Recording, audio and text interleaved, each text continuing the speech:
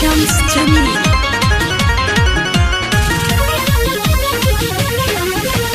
जल्दी लिपाला घर अंगना और लिपाला गोहबर के,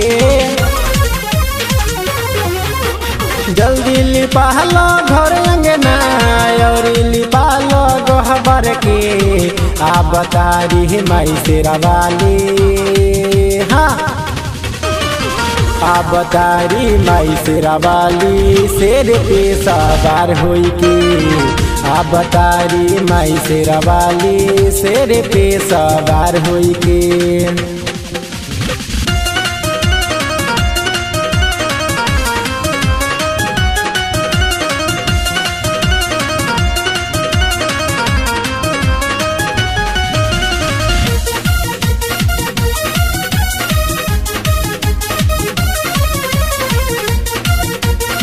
म्यूजिक बाय शम्स जमील। सुना सुनाए माई कल सा बैठौनी आए, सतमी बाया जे आँख खुलाए चल नदिया जलाए। सुना सुनाए माई कल सा बैठौनी आए, सतमी बाया जे आँख खुलाए चल नदिया जलाए।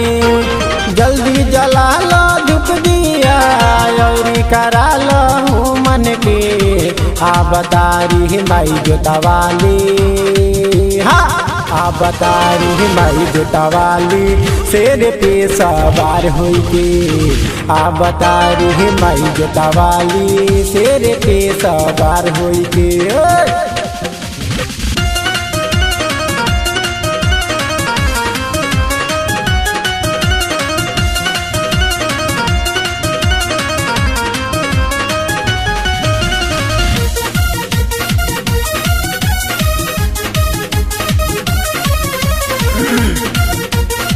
Music by Shams Jamil. जल्दी से चला ये भाई सपना में अली माई, कहली कि बेटा तू चिंता न कर काले दुआर तोरा आए। जल्दी से चला ये भाई सपना में अली माई, कहली कि बेटा तू चिंता न कर काले दुआर तोरा आए। जल्दी मंगा लो फूल माला और सजा लो गोहबर के। आ बतारी माई शेरा वाली, हाँ आ बतारी माई लता वाली शेर पे सवार होई के। आ बतारी माई लता वाली शेर पे सवार होई के।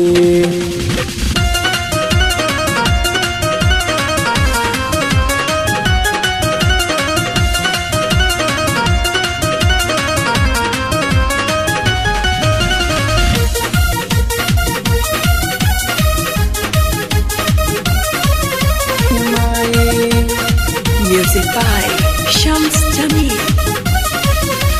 चला ये चाचा जी आई बहनी देवी माई, पंकज प्रेमी सुर सवेरा मिलके भजन कराई। चला ये चाचा जी आई बहनी देवी माई, पंकज प्रेमी सूर्य सवेरा मिलके भजन कराई। जल्दी मंगा लो तू गेरुआ और मंगा लो नारियर के। आ बतारी माई मेहरो वाली, हाँ आ बतारी माई लता वाली शेर पे सवार होई के। आ बतारी माई शेरा वाली शेर पे सवार होई के।